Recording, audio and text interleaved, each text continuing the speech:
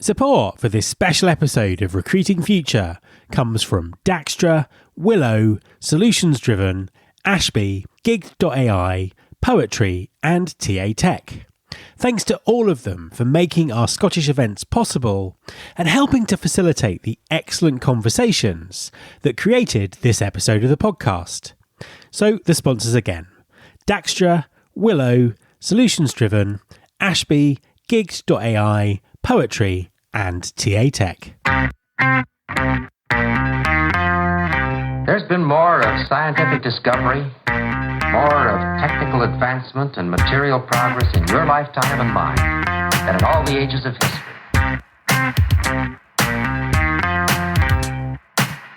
Hi there, welcome to episode 619 of Recruiting Future with me, Matt Alder.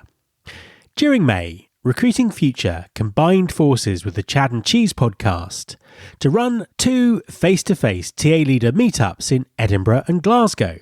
TA is on the brink of a revolution, and people expect significant changes in the coming months and years. While there was some anxiety about potential future scenarios, there was genuine excitement around the potential of AI, skills-based thinking, and a more integrated approach to talent to make recruiting better for everyone. One thing that does concern me is how introspective talent acquisition can sometimes be, focusing more on its shortcomings and perceived helplessness than driving positive change. Fortunately, I was blown away by some forward-thinking and proactive TA leaders in Scotland who are genuinely making a difference and innovating for the future. This episode features 8 of those industry leaders, talking about the practicalities of the revolution ahead.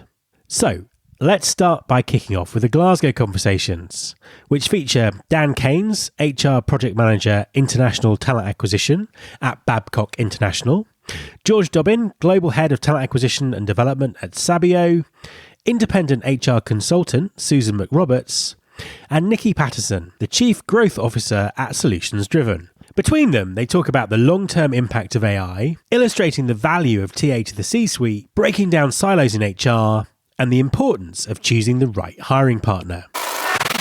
Please could you introduce yourself and tell us what you do? So my name is Danny Keynes. I head up talent acquisition for Babcock's, what they call their Type 31 program. So they're building a fairly high-tech Royal Navy frigate. We're going to be building 5 of them.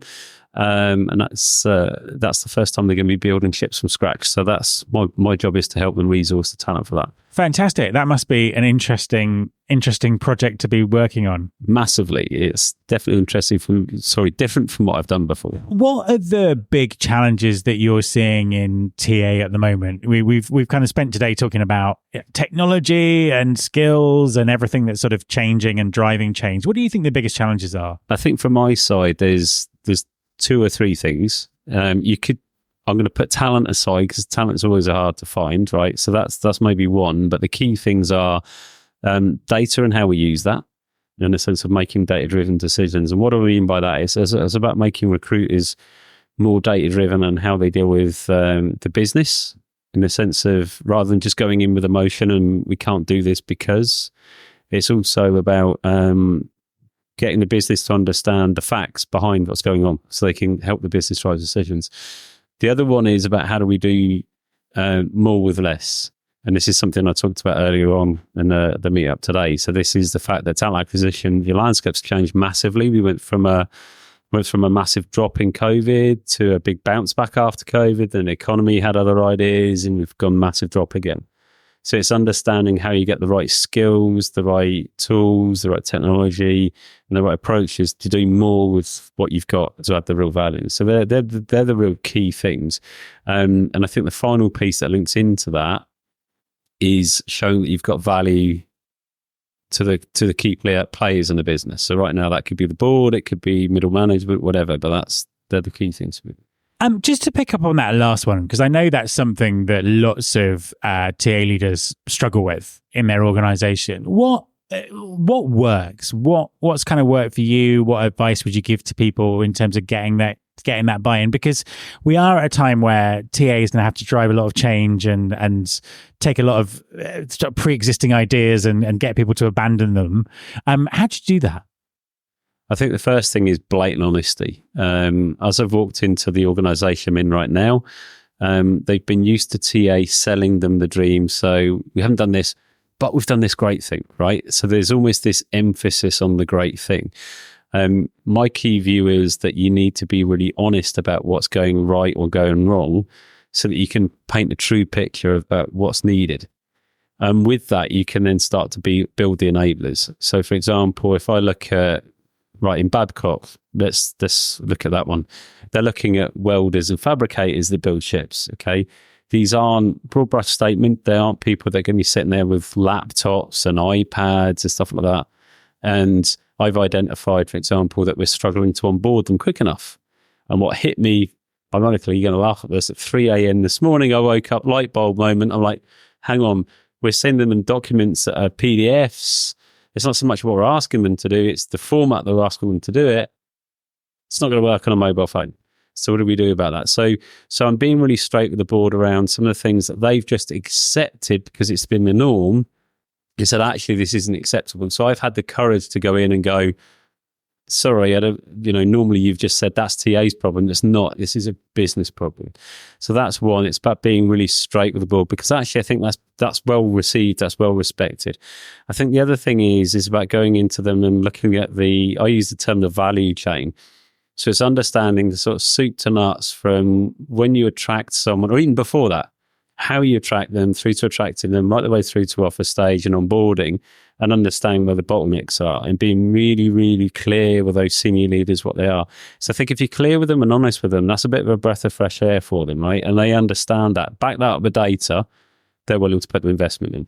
What does the future look like? I mean, again, we've talked about it all day. What do you think the TA team of the future is going to look like? I think it's going to be a lot smaller.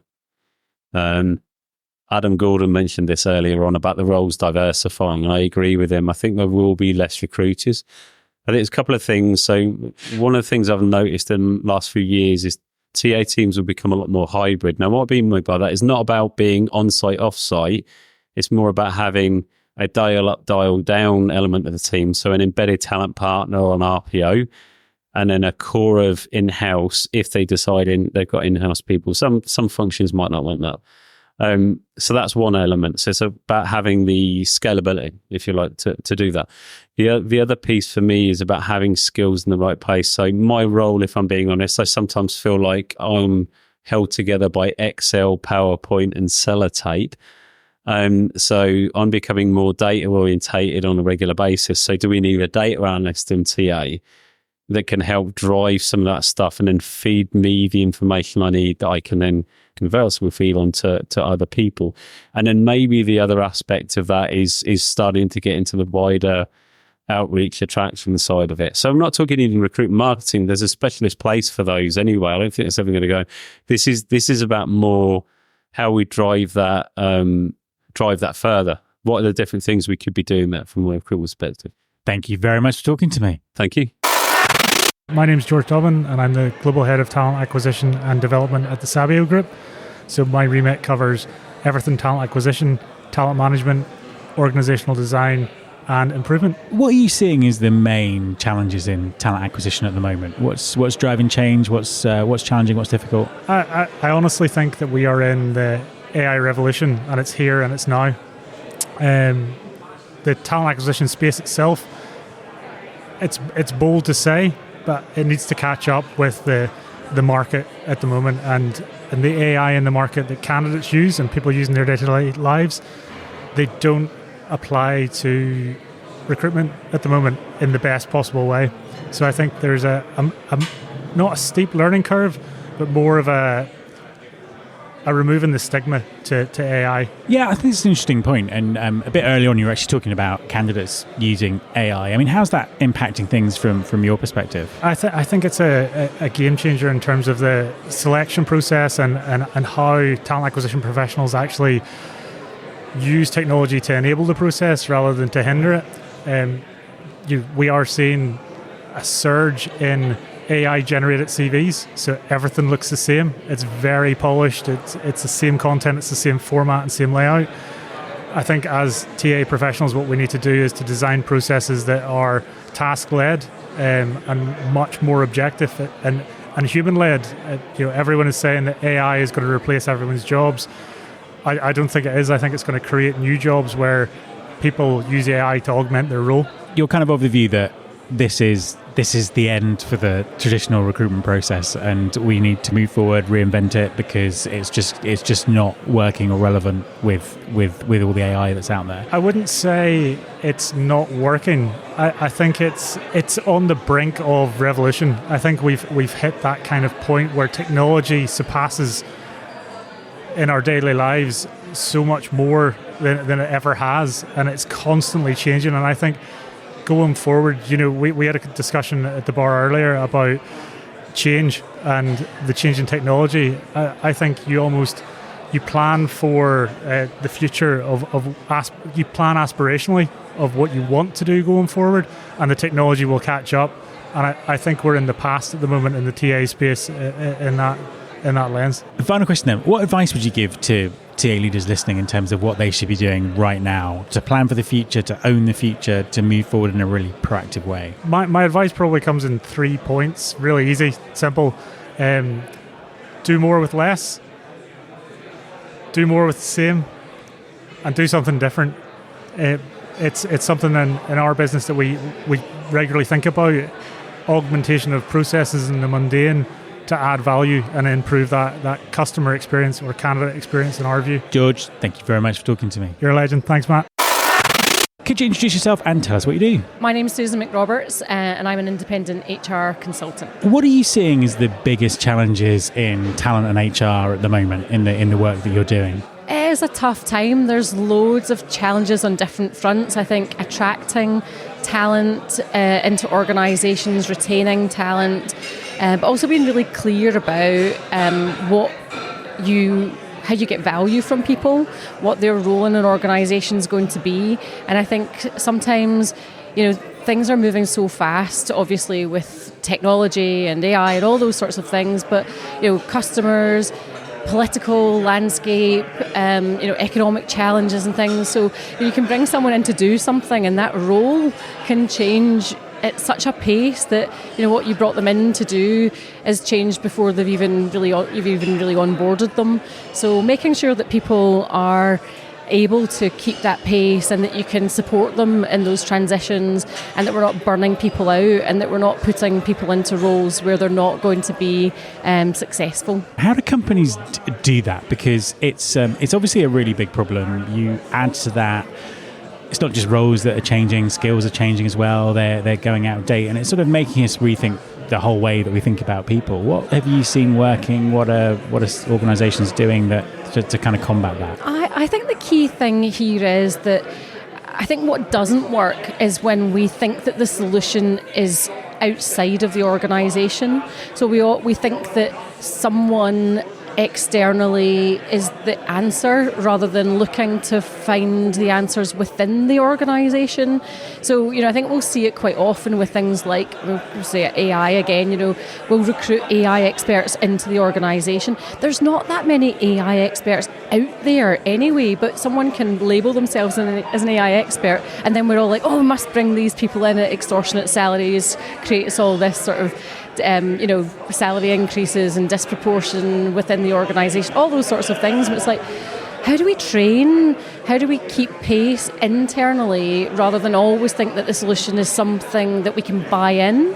And really looking at, when do we really need to buy in skills or talent, and when do we really need to look inside and develop and become an agile organisation that grows and changes and brings people with us on that journey. Because we can't keep burning people out. We can't keep thinking that the perfect candidate exists out there, or that we can buy it in. We need to, develop it. And do you think that is going to lead to the traditional silos of HR working much more closely together, or should it lead to that? Yeah, I mean, I work independently. I work as a people consultant for scaling organisations, and the joy of that is that I do own that end-to-end employee experience, and it's vast. It's so vast, but so it's challenging in terms of trying to do everything and cover all of the different areas of the people function.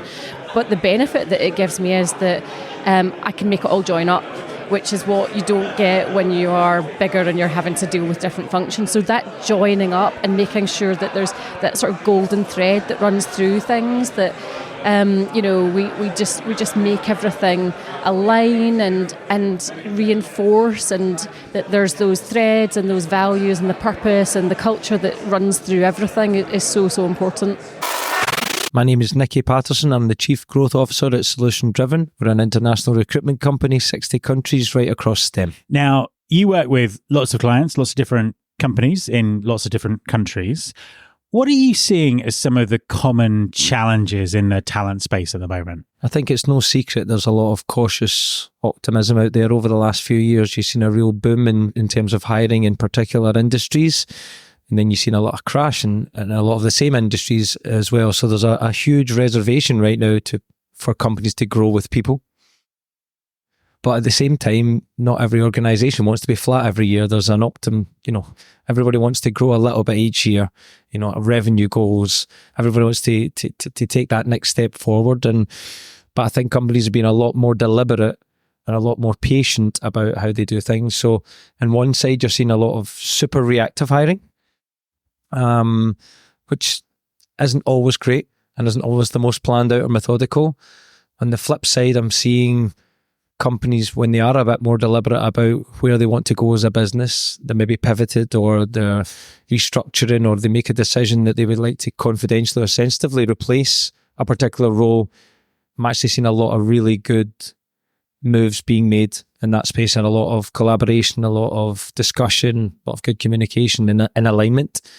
And that's made for some awesome hires for us. It's interesting because we've seen this incredible boom then bust in the size of TA teams and the size of recruiting functions and all of those kind of things. Do you think that employers are going to take a step back from doing that in the future and think much more strategically and long term, or outside their organization, to try and keep that continuity? How do you think it's going to develop? I think those demands are going to be put on TA by a lot of leadership teams to say do more with less and be as lean as possible. I think right now what I'm seeing is really interesting, because we've, and I say this very humbly, won a lot of new clients in 2024, but I'm also seeing a lot from people that we're working with that they are reducing their PSLs. They're looking for less, more fruitful partnerships. Which companies that I'm working with are, delivering for us? Who do we like?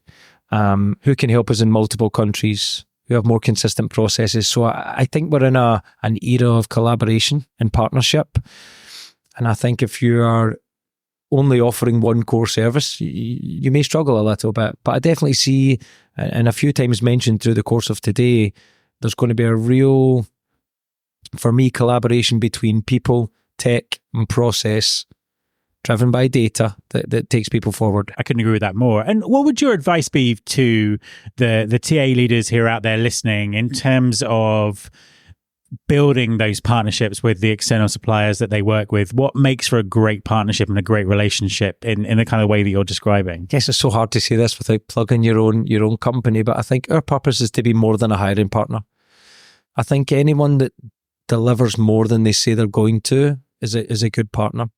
It's very difficult when you set the bar high in the first place, like our CEO, but I guess for me, the advice would be, who goes above and beyond for you? Who treats you not like a number? When you work with smaller, more agile firms, they typically tend to treat you better and make you feel special throughout that process. And that's what I'm always striving for in Solution Driven, is how can we work with companies that are all on the same page as you in the first place? Don't just bring on any client. So I think this goes both ways. But I think from a TA leader, you want to work with companies that, can offer you just more than there's a CV. It's got to be data, it's got to be process, it's got to be insights, it's got to be information, it's got to be, things like this, right? Events and collaboration. I think that's really what people are looking for. So unsurprisingly, one of the big themes in the conversations today was AI and technology and how recruiting might change and all of these kind of things. Where do you think technology's taking us? How do you think things are going to change? What's technology going to drive that's different? It's a tough one, because I do think there's a lot of people really scared by it right now, and think, again, it goes back to if the teams are going to be more lean, you want to be more productive. If you speak to a lot of recruiters that were super busy during COVID, all of a sudden became HR business partners, the part they don't want to go back to is the sourcing. So most people in life don't like admin. Good salespeople don't like admin. So how can you automate as many of the mundane tasks as possible to have the best experience possible in your own role and portray that onto any candidate or employee in your business? And I think that's what we're starting to see. Companies it's not just about hiring anymore. It's about keeping your own people happy, that the overall brand, the culture, it's all starting to come together. So I think for me, we're into the next few years, it's about companies trying to get all of those things right and aligned. And the companies that the HR team and the leadership team are aligned will get there fast. Nikki, thank you very much for talking to me. You're very welcome. A quick message from our sponsor, Winolo. Hi everyone, I want to tell you about Winolo. That's Winolo. Winolo stands for Work Now Locally. Winolo enables businesses to find quality workers for on-demand, seasonal, short-term and long-term work. Ditch the bulky paperwork and interview process and use Winolo to find quality workers fast and get work done even faster. With flexible workers and no platform fees, you can save on operating costs, meet demand and maximise earnings with ease. Winolo is available in over 100 markets, including Chicago, Dallas, Atlanta, New York and Seattle. Get workers who are ready to work and spend less time finding them with Winolo. Go to www.winolo.com/pod. That's www.winolo.com/pod and take the stress out of finding workers. So now on to the Edinburgh conversations. You're going to hear from Ewan Cameron, CEO at Willow, Nicole Sinclair, Talent Engagement Leader at Diageo, Ewan McNair, Talent Acquisition, Inclusion and Brand Director at Egon, and Joe Grant, Employer Brand Manager UK and Ireland at EY. Topics include the future of the candidate experience, skills-based hiring, hiring manager capability, and employer branding. So, could you introduce yourself and tell us what you do? Thank you, Matt. Nice to be here. So I'm Ewan Cameron, CEO and co-founder of Willow. Willow is a video interviewing platform, launched in 2020, and we're now operating in all 195 countries. Obviously from that experience that you're having, the clients that you're working with, and also being at both the events that we've done this week, what are you seeing as the biggest challenges in TA at the moment? Okay, so this is an interesting question because it's taken quite a few months of research and a number of talks like this to narrow it down to a few trends, because there's a lot of noise and there's a lot of challenges, but all the challenges started to sound the same to me really over the course of this week, over the two sessions, and we released a really good piece of research last week called Hiring Humans, which had this similar trends, and the trends that I've been able to boil it down to is, well, there's two trends. I'll start with the first one. The first one is understanding and educating the business on what the purpose of TA is. And for a lot of organizations, it's not clear. It was previously quite clear. They just, paid a TA department or a TA team to fill roles, and filling roles was the product of their effort and their labor. But then as time's evolved, that's become more and more automated, and you can fill roles to a certain extent with tools and automation. And the purpose of the TA team has become less clear, and the value of a TA team has become less clear. And that's trend number one. Trend number two is the serious amount of change that's coming to the industry. And this is not just the recruitment industry, this is industries in general, sales, marketing, product. The threat, I suppose, or the change that's coming, depending on how you look at it, is AI, and the impact that AI is going to have on all of the functions within a business. But if we focus on TA, the big massive challenge here is the mindset of the TA team or the TA department or the TA function to adapt and change and embrace AI. You can't stop it happening. And I likened it earlier in the day to what we saw in marketing. 10, 15 years ago, we had marketing, and it was traditional marketing. People used to write adverts for radio. They used to put adverts in newspapers, and then you counted how many phone calls you got, and that was your ROI. Or you counted how many coupons were printed out and handed in, and that was your ROI. And then digital marketing came along, and everyone said you need a website, and you're going to essentially acquire clicks, and those clicks are then going to buy things. And suddenly you had marketeers spending all day in HubSpot or all day in website platforms building web pages. That wasn't the same job that they had 5 years ago. They weren't writing adverts anymore, and that was a successful transition for a lot of people, but it was also a painful time for a lot of people because they didn't have the mindset that could embrace the change. So that's the two things. I think the first one is TAs struggling to be seen as valuable in a lot of organizations, and then the second one is how do you ensure that TA teams have the right mindset for what's coming, because it's coming. And from the clients you work with, and also some of the fantastic speakers that we've heard over the last kind of week that we've been doing this, the people who are kind of getting this right, or the people you think are heading in the right direction, what is it that they're doing specifically that would make you think that they get this and they're going to make the changes they need to make? Absolutely. I think one of the trends that we're seeing is that it tends to be, it's not specific to any type of employer. You couldn't bucket employers and say like it's companies that are in tech that are doing it well, or it's companies of a certain size that are doing it well.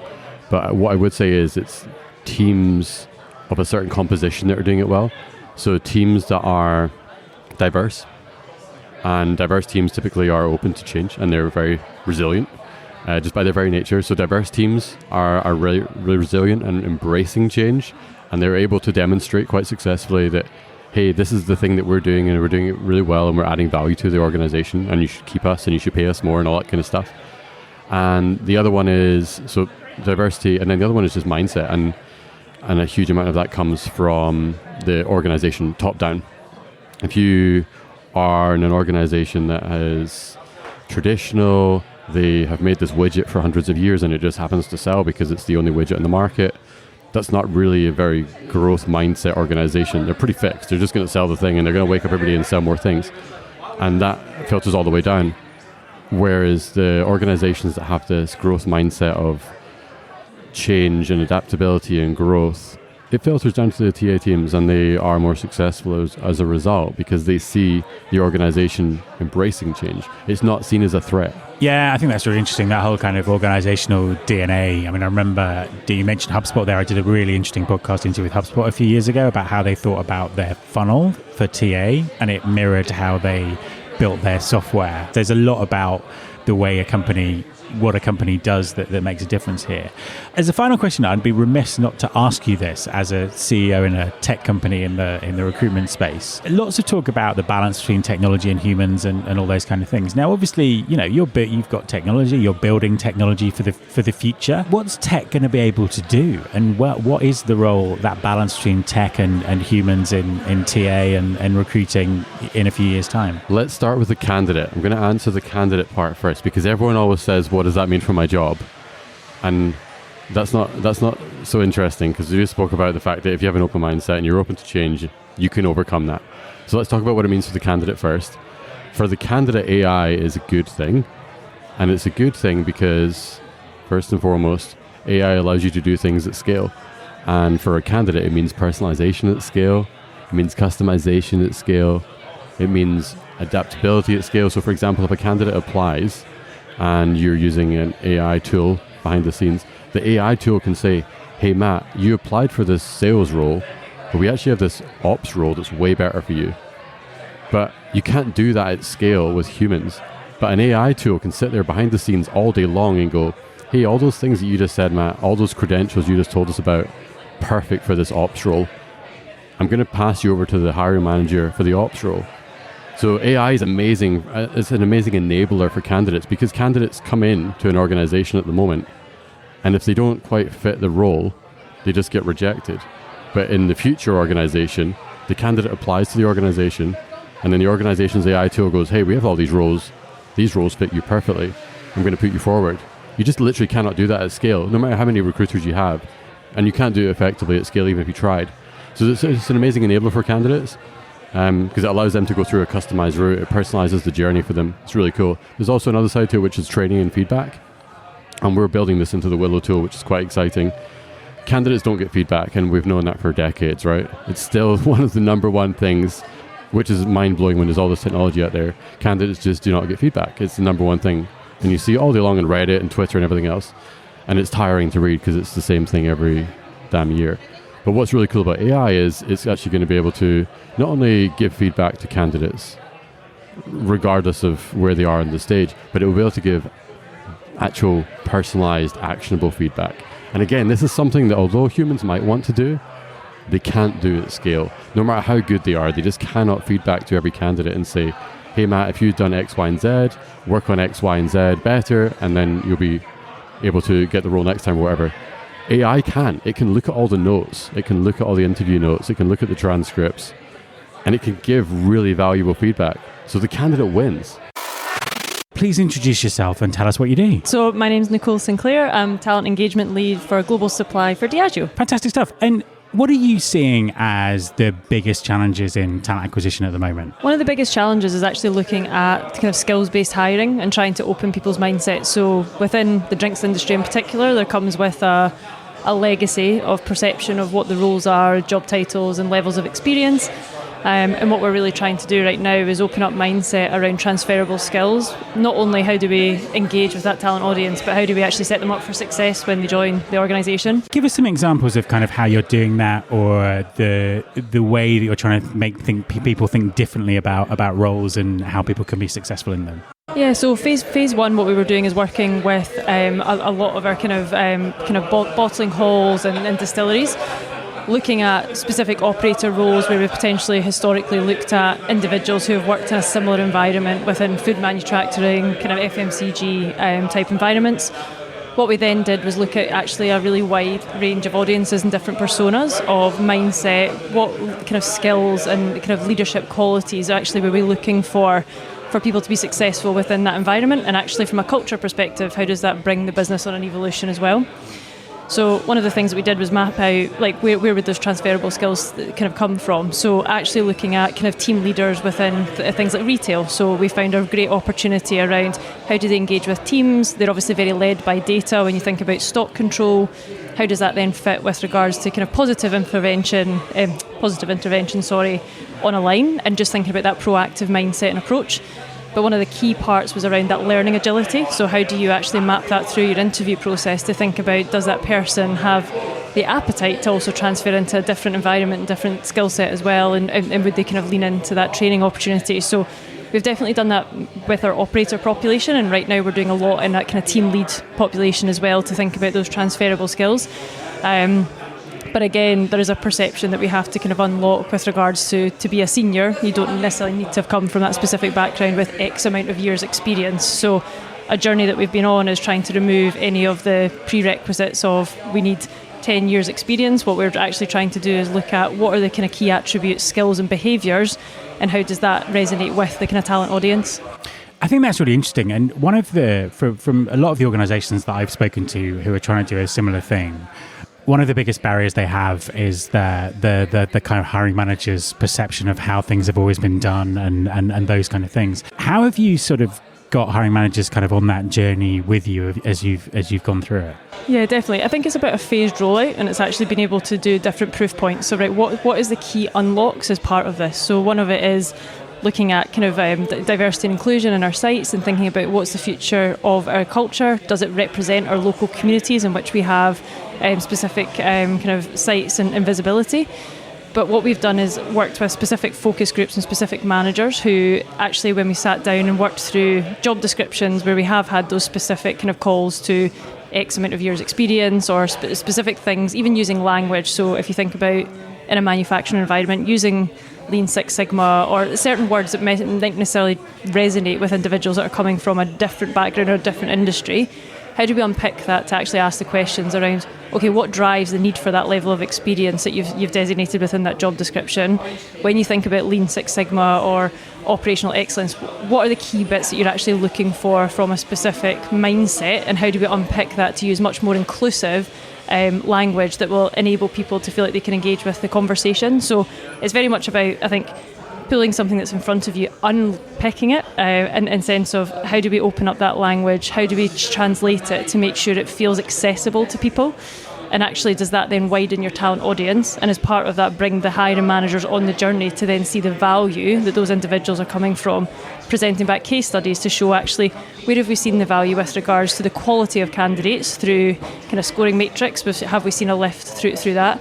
From a retention perspective, are we seeing more retention driven through some of these experiences, of which we're starting to collate that data now? So it's been a really interesting journey. That is really interesting, because I think one of the things that came back from I recently did a research project on this where we spoke to sort of 10 global companies about what they do, and everyone was stuck on the building a skills taxonomy bit. And in terms of what you're talking about there, you've done that in a very kind of staged way. And is the intention to kind of move that up into other roles in the business using the same process? Exactly. So one of the big pieces is the more that you can diversify the diversity of thought, diversity of kind of industries, skills, backgrounds, it gives you a much more holistic kind of view of actually what's been the unlock and how do we continue to use that as a bit of osmosis through the organisation. As you become obviously more senior, it probably has to be a much more structured and very much kind of, there needs to be continuity that sits with that as well. So using kind of a honeycomb methodology around what are those key attributes that would be part of the kind of DNA of an individual to set them up for success. But then also our responsibility as an organisation is, as people are more senior and we are looking at skills-based hiring, what is that onboarding process and how do we set them up for success to make sure that transition is successful, not just for them but also for the teams in which they're probably going to manage and lead. So a duty of care on both sides if you are going to go down that pathway. Final question, does technology play a role in this at all? I think it does actually. So from that perspective, when we think about the key attributes, technology is only as good as the information that you put in. So the more that we can use technology, but making sure that actually what we feed technology to use any sort of screening will help us look at keywords and attributes rather than it's matching a job description to a CV, and actually then we miss the opportunity to engage with potential great talent. So when we think about how does technology use the information that it is fed, are we feeding it the right information, I think is a question that we have to ask from a TA perspective. If you could just introduce yourself and tell us what you do. Yes, certainly. My name is Ewan McNair. I'm the Director of Talent Acquisition, Employer Brand and Inclusion at Aegon UK. Fantastic stuff. And what are you seeing as the biggest challenges in TA, employer branding, talent at the moment? There's a plethora, isn't there really? I think one of the areas for me of certain focus is hiring manager capability. I think depending on your model, but you're asking hiring managers to interview and sit down with diverse talent from different backgrounds, and I don't know if in talent acquisition we're applying enough focus in that area just now. So that's a real area of interest for me. And again, we could talk about AI and employer brand, but I think when you look into the whites of somebody's eyes, it's a huge touch point for that consumer and the employer brand. So I think that's a real area of focus, Matt. Yeah, no, absolutely. And what kind of things are you looking at in terms of sort of improving that at the moment? Yeah, we're on a journey in that space. I think a lot of people naturally are. And I think it ties for me into our inclusion agenda. So actually, how do we create a culture and an environment where people are curious and willing to let the guard down a little bit and learn at the same time? Unconscious bias naturally will creep in.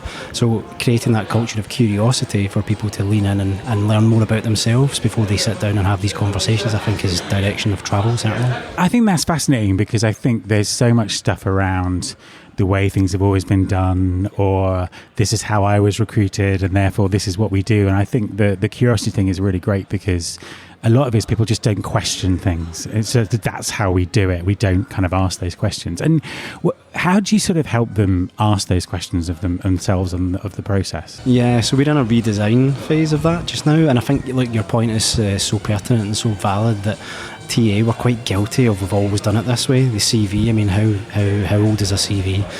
The assessment part of the process is very...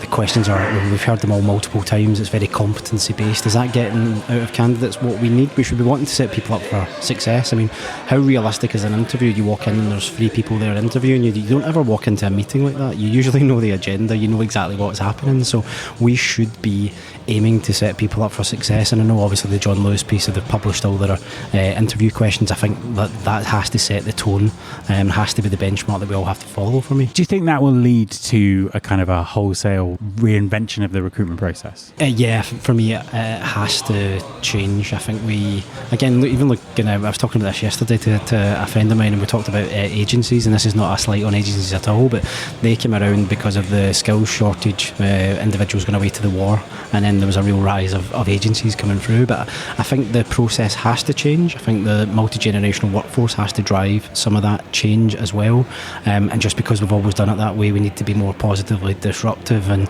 look at better ways of doing things. Again, we need to look across other industries who evolve probably at pace better than we do, and be really challenging of ourselves. And I think it's interesting because at the event today, someone brought something up about, well, we should send candidates the transcription of the interview that we recorded, and it kind of split the room straight away. Like, people either thought it was a cool idea or just couldn't get their head around it. And I thought it was a fascinating illustration of kind of where our thinking is at the moment. Yeah, completely. You're right. It split the room. And I think these are the types of discussions we need to have, though. We should split the room more often rather than simply comply, because I think we have a duty of care to the candidates that apply to our organisation, and let's not lose sight, and I know we talked about automation and all of these good things, and we should do, let's not lose sight of these people that are applying for jobs. They're mothers, fathers, brothers, sisters. They are people. And whether it's touching our employer brand, they're also customers to some of our organisations. We can't lose sight of these things either. As a final question on this, you mentioned AI and automation and technology and those kind of things. How do you see that fitting in with this way of thinking? Yeah, it's interesting. I think for me, in terms of being progressive, I think we also need to be balanced. And again, I know we talked about this in the room of what the candidates expect from us as organisations. I think we need to get the balance between where there is technology and human interaction right. Are we doing that holistically as a sector just now? Maybe not. And there maybe naturally has to be nuance for one organisation to another. I think we need to be quite progressive in our thinking of where do these touch points lie and what does that interaction look like. I'm Jo Grant. I'm Employer Brand Manager at EY for UK and Ireland. What are the biggest challenges that you're seeing at the moment in employer brand and talent acquisition? I think the biggest challenge for us is understanding, first of all, what is the problem in employer brand that we're trying to solve with the marketing that we're doing, rather than just jumping straight to LinkedIn. I think we've still got a big challenge with people thinking that that is the only way to market to candidates. I think secondly, the other challenge is we are fortunate within EY of having a big TA function with lots of different disciplines, and because we are the centre of excellence for employer brand, the asks that we get from the recruiters and being able to facilitate that. So when we think about going to the strategic stuff that we want to get to, actually we're still bogged down in producing content and delivering the asks of the recruiters who potentially don't understand the best way to activate something in the market. How's employer brand changing? How are you seeing it innovate? How are you seeing it change to the sort of the market demands at the moment? I think ultimately the fact that it's a discipline in itself is the bit that's changed. It's always, and there's still talent acquisition functions out there that have it as part of their remit. But I think what we've got to think about doing is not, again, I keep talking about LinkedIn, but defaulting just to what are we doing on LinkedIn. We've got to be where the candidates are, and I think we've got a lot more expertise around us and organisations that are helping us with regards to processes and employer brands. So we actually have processes for employer brand now. It's not just about trying to create assets and shove them out on portals and hope that they reach people. It's not that spray and pray.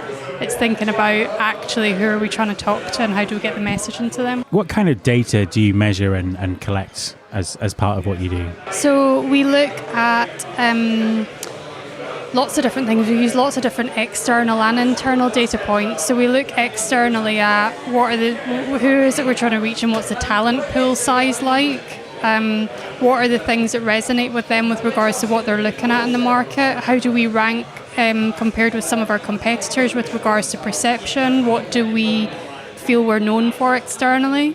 And then internally we run focus groups to try and also validate that. So actually, what our people feel are the most important things for them in work? What are the things that they enjoy about their job most? What made them come to EY? What makes them stay there? So actually then our job is then to marry up and correlate where's the difference and where do we need to change perceptions. And what role is technology playing? I suppose AI in particular, is that changing the way you do things? Do you think that'll change the way that things work in the future? Oh, I think it absolutely will. I think technology just now, there's loads of tech stacks out there. So if you think about user-generated content and being able to get that into a good place, things like the programmatic and social. So how do we use different platforms to enable different marketing campaigns to go out different places at different times, and leaning into technology for that. But from an AI perspective, I think the biggest opportunity in AI is how we think about if we capture a people's story, for example, and we know that it resonates with the audience, how do we use AI to create a whole bunch of different assets in long and short form and video and photography that we can then use and activate. My thanks to Dan, George, Susan, Nikki, Ewan, Nicole, Ewan and Joe. Thanks to all the sponsors. Thanks to Chad and Joel from the Chad and Cheese podcast for collaborating with me. And a final big thank you to Stephen O'Donnell, Adam Gordon and Stephen McGrath for making the events run so smoothly. You can follow this podcast on Apple Podcasts, on Spotify, or via your podcasting app of choice. Please also subscribe to our YouTube channel by going to mattalder.tv. You can search all the past episodes at recruitingfuture.com. On that site, you can also subscribe to our newsletter, Recruiting Future Feast, and get the inside track about everything that's coming up on the show. Thanks very much for listening. I'll be back next time, and I hope you'll join me.